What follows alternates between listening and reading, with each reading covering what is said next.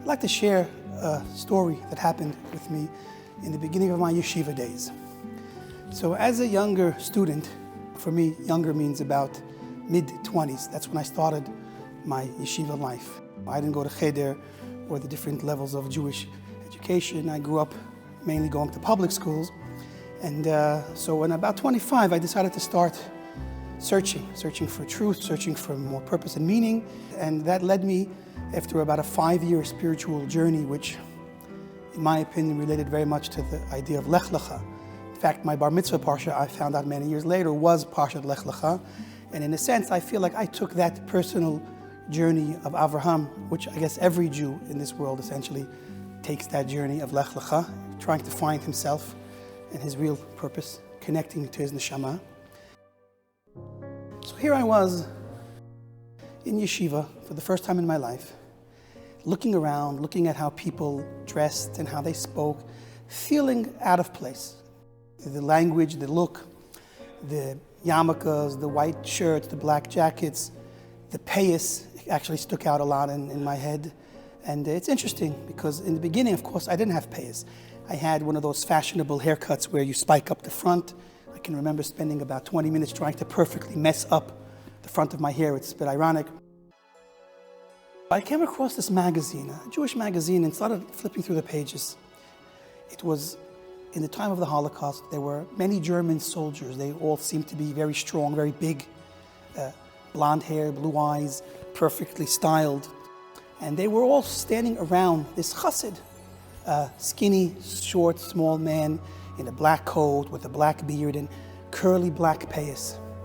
And I remember looking at that scene. It had a tremendous impact on me. I thought to myself, it's interesting, you know, if you would have been in that scene, one of the German people or even one of the spectators, you know, it looked like the man in the middle was some kind of clown and everybody was laughing at him from around. But I said to myself, and it's interesting that this thought what came to me was, imagine from Hashem's perspective, who were the clowns and who was the man? And it is my belief that the man standing there, standing against all of what he had to go through, was that Chassid in the middle with the curly payas. Looking at that Chassid, I can honestly say that that's not what I would expect myself to look like. But it was at that moment, looking at that picture, understanding who that man was and what he represented, where I made a decision to grow out my payas. And I grew out the payas, and at some point I decided what length was right for me. And if you look, actually, you know, you don't notice the payas, but I keep payas forever. I never really take them all off. I decided to keep payas because of that magazine and that experience that I had then. And it's an interesting thing because, you know, when we talk about payas, so there is no obligation to have very long curly payas.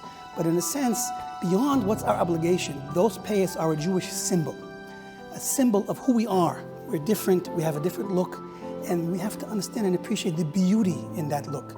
You know, it's beautiful to be Jewish. That's what I learned that day in yeshiva, and that's what I continue to try to instill in my children, that being what Hashem created you to be, allowing your neshama to shine through, that is the ultimate beauty. Beauty comes from within. It's not about what we show on the outside, but what is truly in our heart. And when we give Hashem our heart, that's what matters. Sometimes when you give the heart, it comes in a package. When you give a present, you have to put it in a box.